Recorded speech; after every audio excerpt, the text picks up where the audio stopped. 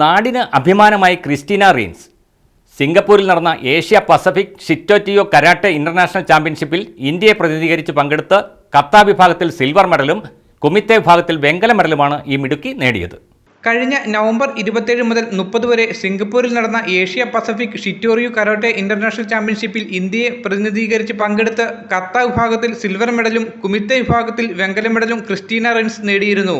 നാടിന്റെ അഭിമാനമായി മാറിയ കുട്ടമ്പുഴ വിമല പബ്ലിക് സ്കൂളിലെ 4ാം ക്ലാസ് വിദ്യാർത്ഥിനിയായ ക്രിസ്റ്റീനയ്ക്ക് കുട്ടമ്പുഴയിൽ വൻ സ്വീകരണം നൽകി. കുട്ടമ്പുഴ പമ്പ് ജംഗ്ഷന്റെ മുന്നിൽ നിന്നും ഘോഷയാത്രയോടെയാണ് ക്രിസ്റ്റീനയെ സ്വീകരണ വേദിയിലേക്ക് ആനയിച്ചത്. ടൗണിൽ സംഘടിപ്പിച്ച സ്വീകരണ സമ്മേളനം ആന്റണി ജോൺ MLA ഉദ്ഘാടനം ചെയ്തു.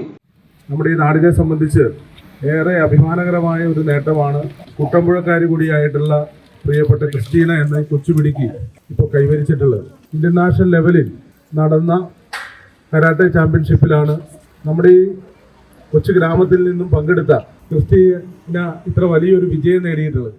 Kuttampuzha panchayat president Kanthi Vellakkayyan, vice president Mary Kuriakose, principal sister Jyothi Maria, sister Rejin, Kuttampuzha ഗ്രാമപഞ്ചായത്ത് മെമ്പർമാർ, PTA എക്സിക്യൂട്ടീവ് അംഗങ്ങൾ, അധ്യാപക അനധ്യാപകർ, വിദ്യാർത്ഥികൾ, വ്യാപാരികൾ, മാതാപിതാക്കൾ തുടങ്ങി 100 കണക്കിന് പേർ അനുമോദന യോഗത്തിൽ പങ്കെടുത്തു. Media today news, Kothamangalam.